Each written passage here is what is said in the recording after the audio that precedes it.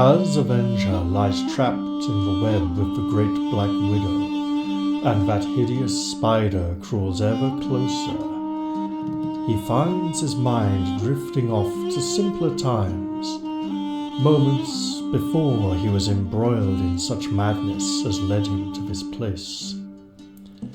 How could things have got this bad? How did he come to this?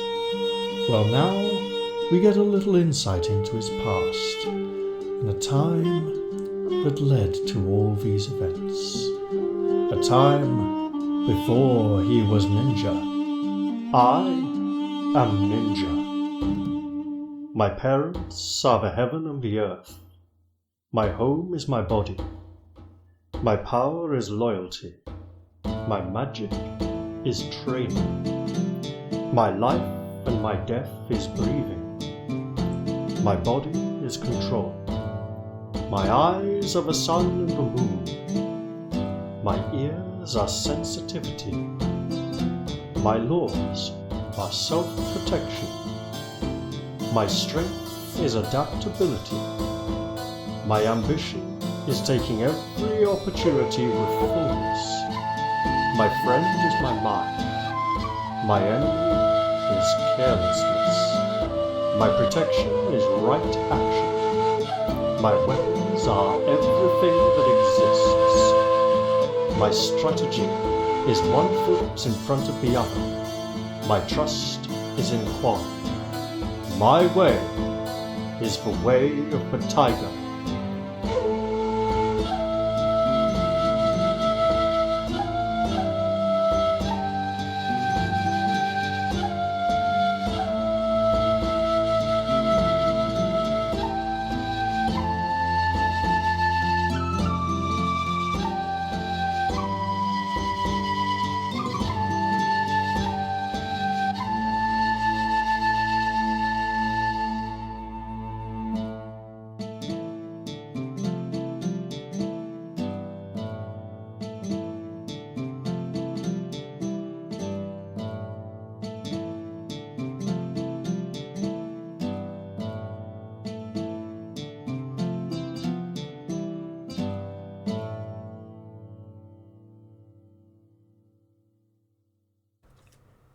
Hello everybody, I'm Raphael Perry and it's time for some more of The Way of the Tiger.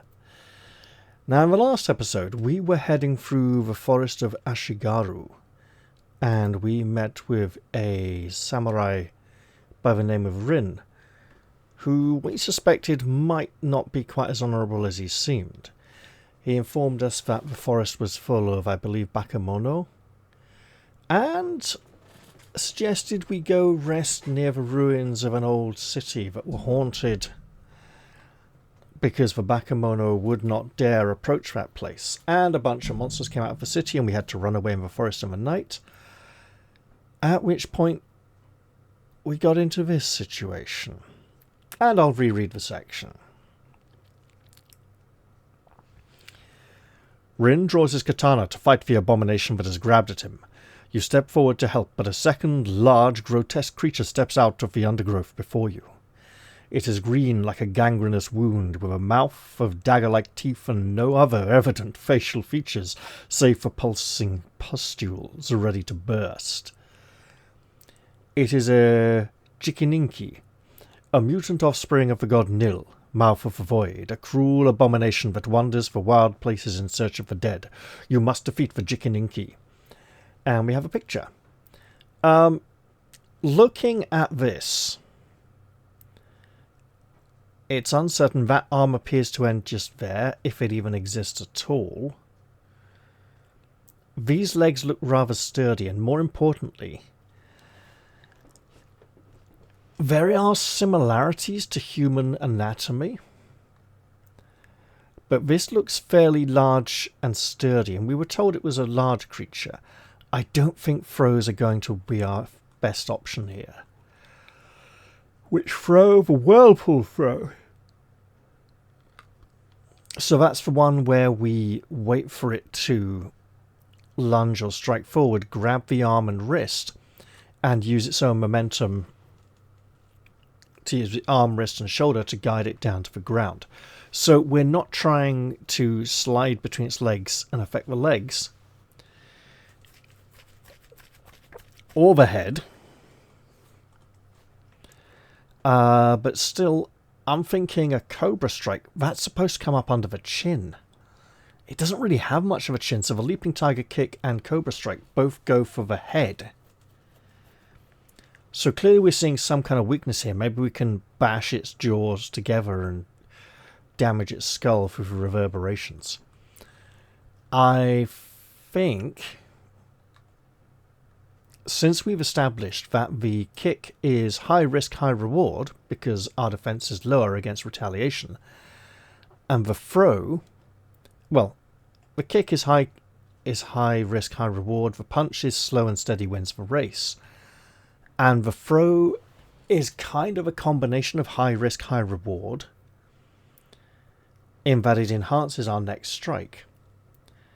But if it fails, we're receiving a counterattack, and our defense after a throw can vary depending on the skill of the opponent. Now, this does not look like a highly skilled opponent, but it does look powerful. So I'm going to go with the Cobra Strike just to begin with, and hope we don't accidentally jam our fingers up in between its teeth and it gets a nasty munch on us. And now I find out how nasty this monster is. Oh, okay, not so bad. I've also suspected that since we do not yet have the blood of Nil, and this is spawn of Nil, that may be how we get it. You retreat a step or two to draw the Jikininki in, and then you lunge forward with a quick Cobra Strike. The Jikininki's defense against the Cobra Strike is 6. That's good. Endurance of 14. Damage. Oh dear.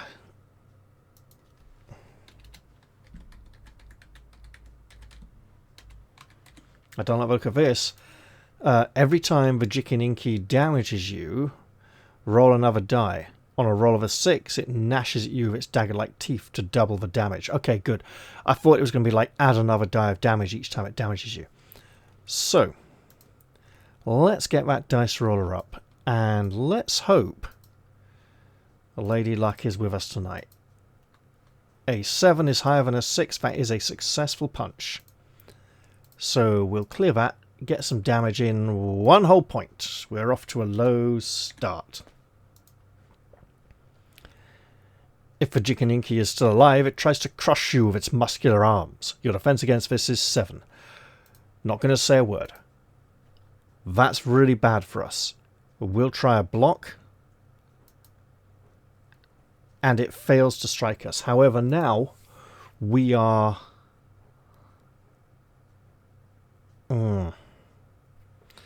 We'll try another punch. Which obviously fails. And it will counter. Oh, it hits again. We'll try block. It definitely hits again. So we're rolling a d6. And now we're rolling for the 1 in 6 chance of Big Monster Munch. Not Big Monster Munch. We have taken 4 points of damage. That hurts a lot.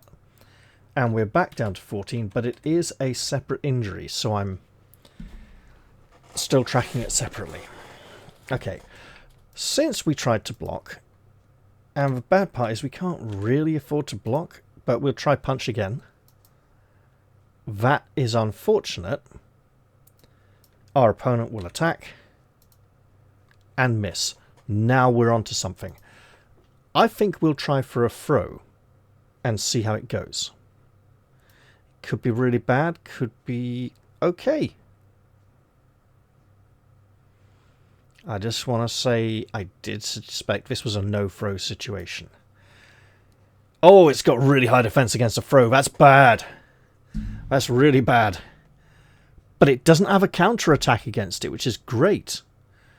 Hang on. Oh my god, it's bad. Yeah. The Jikininki tries to grab you. You step inside and block it, trying to transfer your weight to throw this monstrosity over your hip to the ground. This is not going to end well. Okay. That is unfortunate.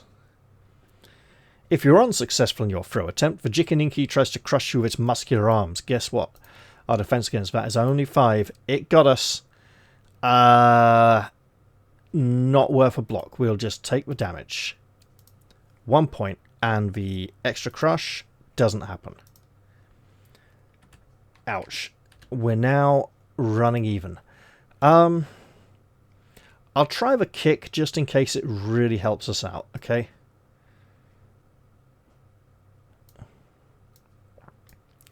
It's looking like...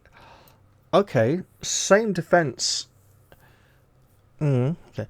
You fall back a step to lead the creature in before springing up and whipping your right leg at it using a leaping tiger kick. Its defense against the leaping tiger kick is 7 as opposed to 6 for the punch. So we'll just roll it anyway, and that is a failed kick by 1! It tries to crush us, defense is 7 as before. At least it failed.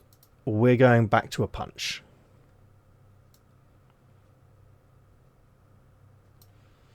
Any of you who were kids at some point in your life, do you remember a pinch and a punch for the first of the month, and then the other person would give you a punch and a kick for being so quick? You could only do it on the first of the month, and you would get the retaliation, so it wasn't the best idea, you know. And you had to say it as you did it, otherwise you couldn't justify it. Just like they had to say it back. They weren't particularly hard punches or kicks, but if you kept doing it all day, you would start feeling a bit sore, you know. Right, so we'll back up, lure the Jikininki forwards, and attempt to strike with 2 dice. Come on, yes, that is a good punch. Our good punch is a good 6 points. Oh, that is good. That takes it down to half health. 2 punches, at least 2 punches, or just 1 good kick. It tries to crush us with the muscular arms again. Our defense is 7. And it rolls an 11. Of course it does. We'll try to block. And because it's a block, that is still a hit, unfortunately. So we've screwed ourselves over. We are taking 2 damage, and the extra crush does not happen. That's rather good. I mean, it's not ideal. And as this is quite a dangerous foe, we'll try another punch, which will actually succeed with the -2 penalty. That's great. So 3 points of damage. Hey, next one's on a 50-50. Actually, no, it's not. It's a 1... Yeah. It's like what? No, it is a 50-50. Yeah, 4, 5, 6. 3 sides on the dice. Well, 3 sides on the die. Dice plural because multiple punches are expected. It fails to strike. We will punch again. Fail. It will go for us again. Fails to grab us. We will punch. Miss. It will attack. Hits. 7. Yeah, we'll try the block. Good. Now we're punching at -2. Miracles can happen, but they didn't. It will grab us. We'll just take the damage. 6 points. Ow. And the big crush doesn't happen, but 6 points is still pretty big. Oh, sod it. Inner force punch. We're good. Oh, for... Okay, we punched with inner force and did a total of 2 damage after doubling. The monster will retaliate and fail, which is great. We will punch successfully, at which point I'm not going to say don't roll a 1. I rolled a 4, it's okay. The beast is defeated, at which point our companion may not have fared as well as us, especially if his opponent was as deadly as ours was. Right. Oof.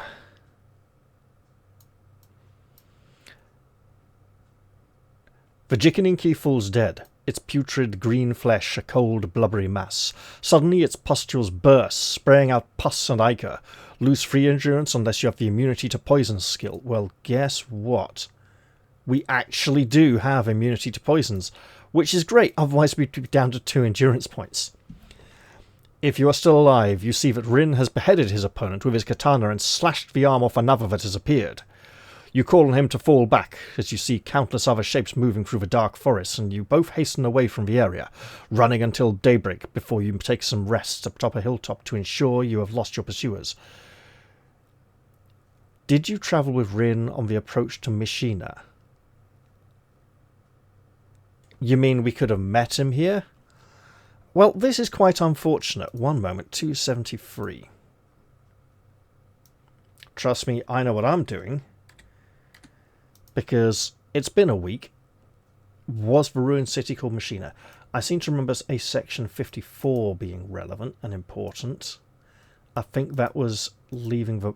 Well, that's leaving the monastery.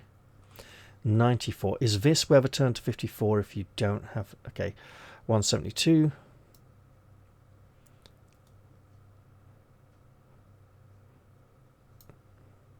$160. Whoever that blue lady is, she looks very important, and we're not going to find out until much later in the end. Actually, I think that is using some kind of speak with dead spell to contact Aiko and ask her what the hell's gone on, but it could be someone else completely. Didn't have the Orb of Eo, so 359.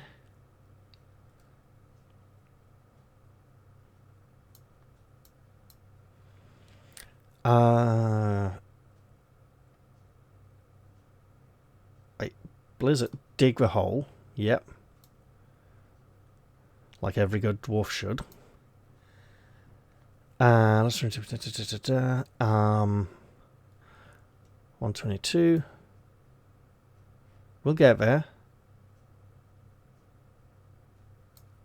Yes, there he is. Right. 30.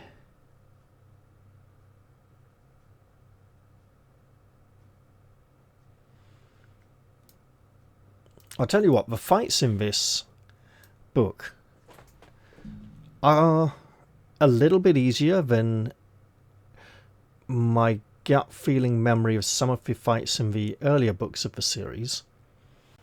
But there's also been some quite deadly elements to them. And it feels as if mechanically, mathematically, these fights should have been a little bit easier. But they've actually been a little bit more deadly. And I anticipate similar kind of feeling in Book 7. So. No dice. Telling the truth at 2:14. Not the time on the clock. Bakemono tribes 2:29. We are not Kung Fury, so we don't work alone. With bad lip sync to make it look like he's badly overdiced. Mishina, yes! Yes, we did! Excellent. So he didn't just join us and he doesn't have to explain who he is. And we don't have to ask, who the hell are you, mate, who we just seen fighting monsters. So, 292. We can continue our journey. Hooray. And then he'll auto-kill us and be like, you stupid idiot, the monsters were supposed to kill you. Ha ha ha ha ha ha.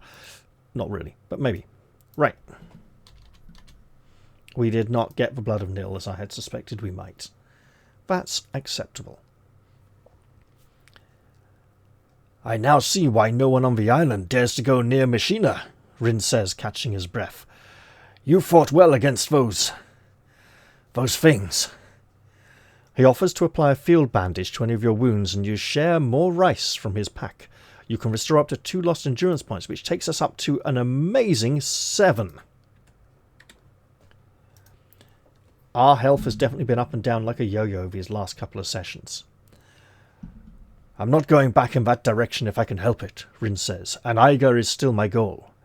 I can offer you the protection of my blade and my experience of the forest if you still want to continue together. We could travel on with him, believing it safer to have a trusted ally at our side, or say, nah mate, you go down your own, we'll just sneak off and leave you.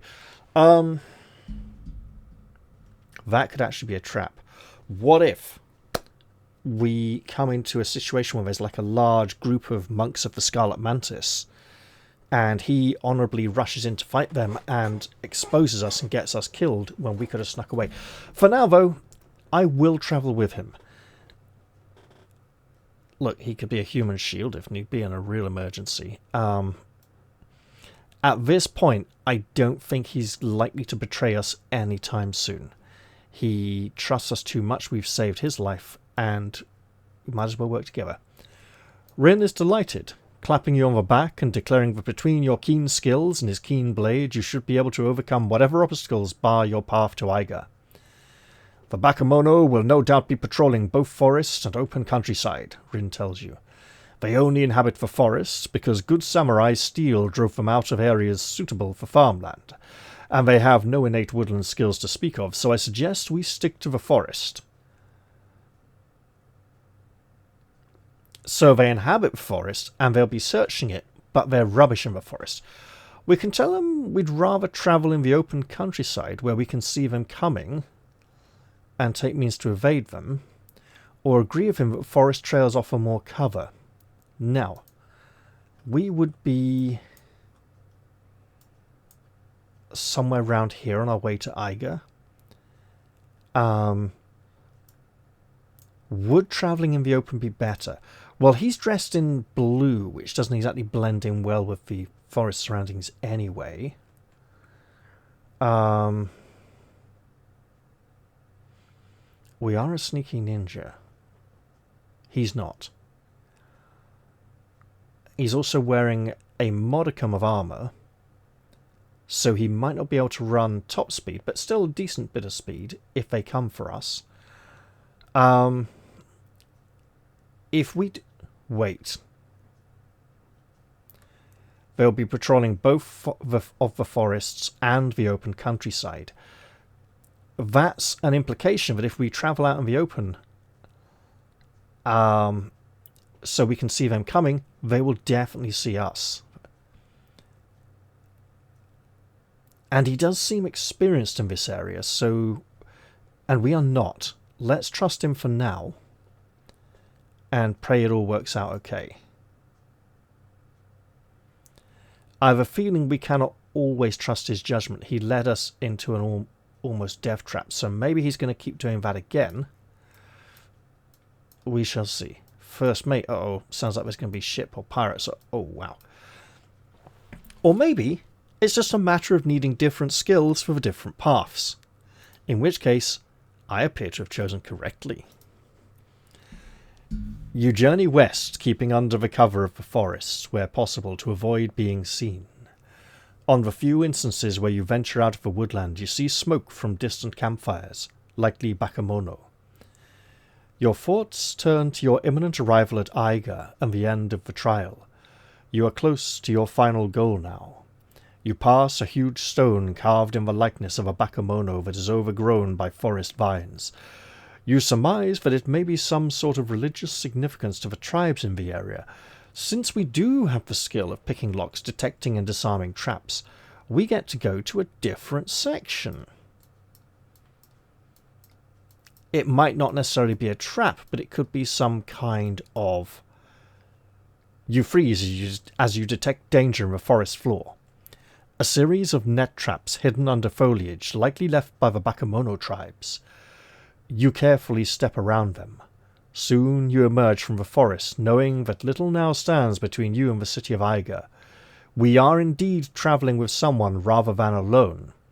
Let us hope he also follows in our footsteps, like good King Wenceslas and the page, rather than blundering into one of the traps himself.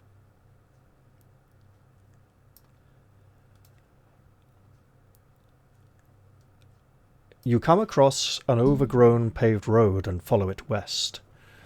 Rin comments that there used to be a network of paved roads here in the west before they fell into disrepair in the Great Civil War. Now the only civilization that clings onto the west of the island is Eiger. You approach a humpback wooden bridge across a fast-flowing river and see a tall figure resting there. Rin draws his katana, but you tell him to sheathe it again. The figure is Gorobei, your fellow contestant. I did suspect that he had been removed in the mountains so that he could travel safely off-screen and reunite with us at some later point, rather than the author having to find ways for Gorobei to get through all of the various dangers that may befall us in the intervening space. So he hasn't necessarily had an easy mode, but we haven't had to be there to witness it. He bears numerous lesions and cuts on his skin, and his white monk's habit is dirty and torn in places, but he seems otherwise in good health. He claps you on your back in greeting, almost knocking the breath out of us with our 7 remaining endurance points, smiling and asking you how you have fared. You tell him of your travels since the avalanche in the mountains and introduce your recent travelling companion. "We have been fortunate to make it this far," Gorobei says, "given the attentions of this mage and his schemes. Come, let us hasten to Aiga." You, Rin, and Gorobei journey on together. Soon you can see the city of Aiga in the distance.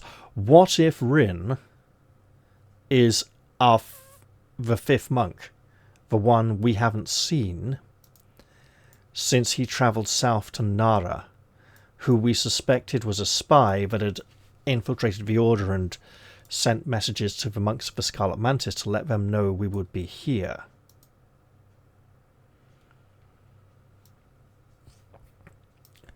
You, Rin, and Gorobei journey on together, and soon you see the city of Aiga in the distance, the white sails of the spice ships visible in the waters beyond. It seems you have one last distraction before you can reach the city. Your gaze is drawn south to a warband of 6 Bakemono. They spot you shortly after you spot them and break into a run at you with their long knives drawn. Gorobei claps his hands and cracks his knuckles in anticipation of the fight. "Let them come!"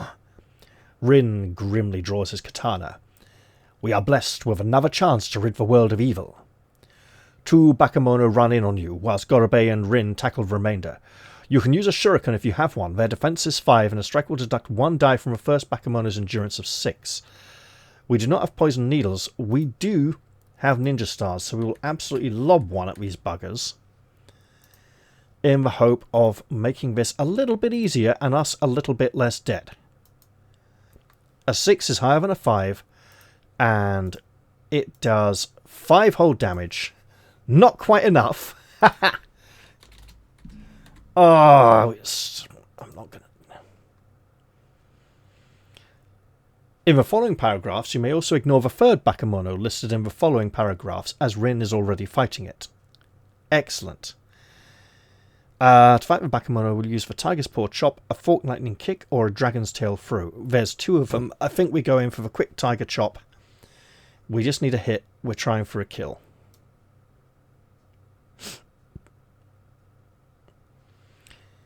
Oh. Our defense against them had better be good after that last fight, is all I can say. Yeah, I'm on 77. You block the knife thrust of the nearest Bakemono and counter with a chop at the neck of one of the brutes. You may choose which one to attack. Oh, come on! The first one has a higher defense? That's just not fair. If any of the Bakemono still have, they stab with their knives. If there are 3 there, your defense is 8. If there are 2, your defense is 9. Oh, excellent. Right, so, yeah, I'm tempted to go in a force on the 2nd Bakemono, but that doesn't quite work out well. So we have a 1 and a 7. The first Bakemono has a defense of 7, the second has a defense of 6. The second will be easier to strike, but will require 2 blows to fell. The first, harder to strike, and an 8+ is slightly harder than average, but we just have to touch him to kill him. Our defense is good, though, so we can almost risk the assault on the first one. I will gamble and attack the first one. Should not have done so. They strike back at us. They do not get the 10 required to hit us, because our defense is 9. We'll attack the first one once more. Doesn't work. We'll redirect to the second, and they don't hit us. The second one, we absolutely hit. And that is a whole 2 points of damage. That is not ideal. They will attack us and hurt like hell. We will block because our defense is so high. And we block successfully. However, we are now punching at -2. Definitely going for the second one. And actually get a hit in. Glorious. A blow for 1 whole point of damage. Oh well. And then they will strike at us. Ever so slightly, unsuccessfully, keeping us alive. You know what? I'm going to try and hit the first one now. Did it. Don't need to roll damage. He's out of it. And now we got this. Our defense is now 10. The remaining Bakemono doesn't roll an 11. We will try punch him. Got it. Can you roll like a 4 or 5? Oh, 6. Job done. We managed that without a scratch on us, which is good given how badly injured we were. And we have defeated our fiendish foes. If you're travelling with 2 associates instead of 1, we are indeed. Don't know about no tome with chi. That probably comes in. Right. Rin has cut his 2 Bakemono into ribbons, whilst Gorobei has throttled one and snapped the neck of another. You congratulate both him and Rin on their fighting skills. I was going to call him the Ronin for some. Yeah. Gorobei stretches his muscular arms and smiles. Well, protege of Nagishi, we have done it. Aiga now stands open to us. Shall we end our journey? I have a feeling this is not quite... Right, now. This feels like it might not be the end of the adventure. It feels like, narratively, there is more to it. But also, if we just end here and don't get an option to confront the buggers who've been tormenting us, that sets things up for future adventures, right? You look back along the trail and think about the other initiates who set out on this journey, yet who do not stand... Blah. You look back along the trail and think about the other initiates who set out on this journey, yet who do not stand here with you, who do not stand here with you at the end of the day. Yeah, who don't stand here with you would flow a bit better. You look back along the trail and think about the other initiates who set out on this journey, yet who do not stand with you on the... I'm putting too much of an emphasis on who. Who do not stand... Yet who do not stand here with you at the end of your journey. You nod and tell Gorobei it is time. Rin senses your mood and lets you and Gorobei take the lead in approaching the city. Aiga is built on flat, rocky land overlooking the coast, protected by a sizable wooden stockade built on top of a stone wall. You're admitted through the gates by samurai in silver lacquer armour. You have taken several missions here over the last 2 years, but in all cases you approach the city via the harbour. Still, you have no problem in finding your way past the tea houses and sword schools towards the waterfront. Rin bids you farewell outside a school where he once trained, thanking you for journeying with him through the wild lands, and saying he plans to travel back to Takahiri by ship, then a river barge north. You tell him you will miss having his sword at your side, and you wish him well on future quests. We do not have the Tome of Xi. That is the second item we have not had, and I imagine it's probably on one of the paths we did not travel. Or we could have possibly got it in the mountains if we went out to fight the evil wizard in the snowstorm with the monsters attacking us, at which point maybe he could have dropped it as he flew. I doubt it, though. I really doubt it. So we do not have this item. It's okay not to have it. It's a first play... Well, it's not my first playthrough. My first playthrough didn't go quite so well. Nor my second. Right. Upon reaching Aiga's harbour, you gaze along the dock until you spot your ship, the Catechism, which has arrived from Lemne. Out on the sea, fishing boats bob to and fro, seagulls circling the boats laden with fresh catches. You make your way towards your ship, past the labourers who work to load the spices of shichimi, wasabi and ginger into waiting spice vessels. The Grand Master of the Dawn is standing, waiting for you on the deck of the ship, hands clasped below the sleeves of his robes, his taut frame and piercing eyes belying his age. Let's hope he's not a monk of the Scarlet Mantis in disguise. You and Gorobe approach the Grand Master of the Dawn and bow. You tell him of the unknown mage who set out to kill all the contestants, and of the fate of those contestants as far as you know it. He shakes his head. 5 of our best set out, and only 2 return. This is indeed a day of sorrow. Have no doubt, through Quan, we will learn of those who have set themselves against us. You state that you will avenge them, just as you still yearn to avenge Najishi's death at the hands of Yaemon. You then tell the Grand Master of what you learned about the planned assassination of Singing Wind, and he promises to dispatch word to her. She will be forever in your debt, he says, but now we must finish the formalities. You both have journeyed across this island bearing many hardships. Tell me, how many flags do you carry? Gorobe presents 2 flags. We did not fancy our chances of obtaining the flag in Suma, so we only have the flags of Lemne and Nasaka. It would be very nice to try for the flags of Nara and Takahiri in another playthrough, but hey, for now, we only have the 2. And there's that section 54 that seemed important for some reason. I was like, why did I remember that number? Your mastery of the way of the tiger is consummate, the Grand Master of the Dawn says as you present him with 2 flags, and we will now remove those from our character sheet as we are instructed. You will proceed with Gorobe to the final challenge back at the Island of Tranquil Dreams, where one of you may become the new Grand Master of the 5 Winds. You bow your head, overcome with emotion. If only Najishi had lived to see this day, he surely would have been proud. Gorobe nods, his mouth set in a grim line.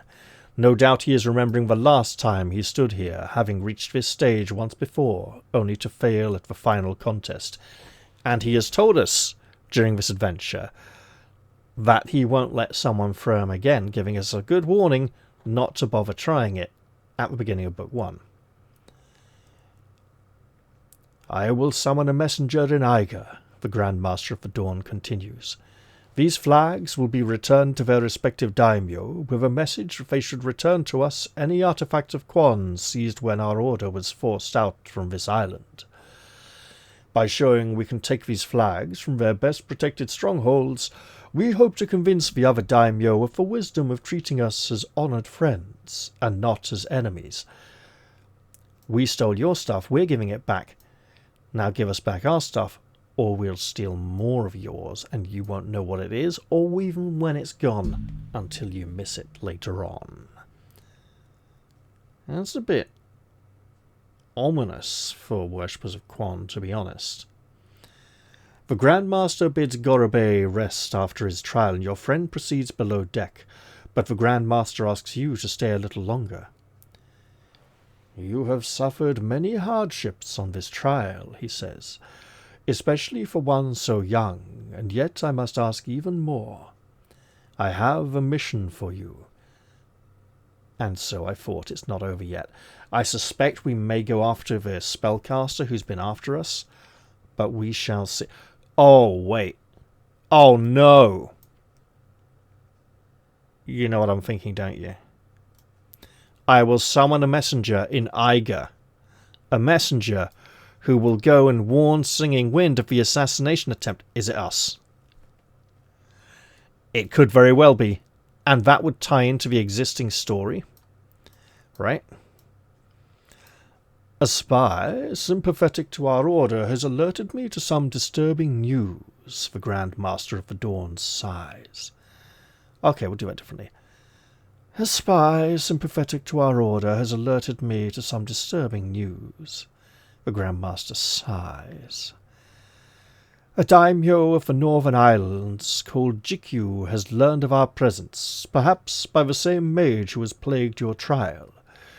Jikiu has sailed his warship Setsudanki, the cutter, to anchor outside of Aiga harbour with the intention of killing all on board our ship as we leave. Well, we can't go and kill Jikiu because we kill him in Book 3. And he's a demon who can only be killed by the blood of Nil. So he might not be on the ship, but he may have just put the ship there, right? You need me to sabotage the cutter and allow us to leave, you ask. This is not part of your trial, but a mission I ask you to undertake to allow us all to return home. You kneel, head bowed, to accept the mission. Our fate rests with you, says the Grand Master, who bids you rise with all your 7 endurance points.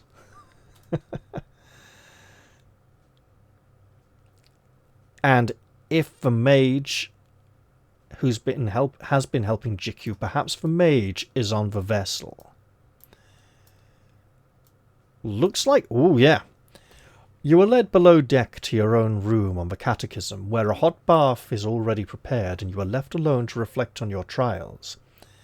A jar of balm has been sent out for healing your wounds, and a hot meal of rice and eggs has been laid out on the table, along with a pitcher of water.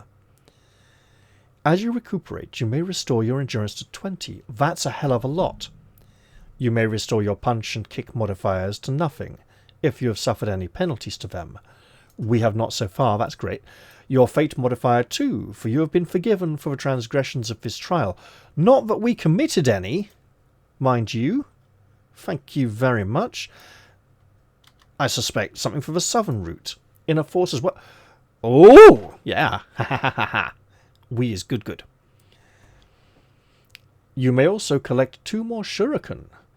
Well, we can only carry 5, so we'll just take the 1. Thank you very much. Although, as you gather new equipment from the spares held on board, although you are touched by sadness, as it is a reminder that Aiko should have made it back. Once bathed, you lie on the ship's bunk and catch a full night's sleep. You rise early, as is your habit, greeting the first light of the morning in meditation. You feel Quan's presence with you. Now that you have proven yourself against many great challenges, you may increase your inner force points to 5, which is your new maximum from now on. In other words, game's going into hard mode. No more tutorial beginner level stuff. If you are carrying an orb of Ao, you leave it to one of the sailors to take to the Temple of Ao in Aiga. It belongs with the faithful of the God of Peace and Weal, and would only weigh you down while swimming on your next mission. Likewise, you discard any Hindu skin. Remove these items from your character sheet. Don't have either of them. It is mid-morning before you step back out onto the deck of the catechism, seeking out the Grand Master. You find him standing at the prow of the ship, gazing out of the harbour to the horizon. Tonight, the moon will be hidden behind the clouds, he says. It will be a good night to make your attempt on the cutter. You say that you are ready. Of that I have no doubt. We have purchased a small fishing vessel for you, and you can use it to get close to the ship under the cover of darkness. We will load a flask of lantern oil, which you should use to disable the cutter. Once we set it aflame, we will sail the catechism out past it, though close enough for you to leap out and swim to us. The plan is... so we are setting the small fishing vessel aflame once we've attached it to the big... Got it. Okay. The plan is dangerous, but it is our only chance. If we dwell bottled up here too long, the mage who attacked you will no doubt try to strike at us whilst we are vulnerable. Possibly even from that vessel. I'm thinking, in terms of narrative flow, and episode length, this is probably a good stopping point here. In that, I imagine it's not going to be too easy to deal with the ship, because we've just had a full restore on everything.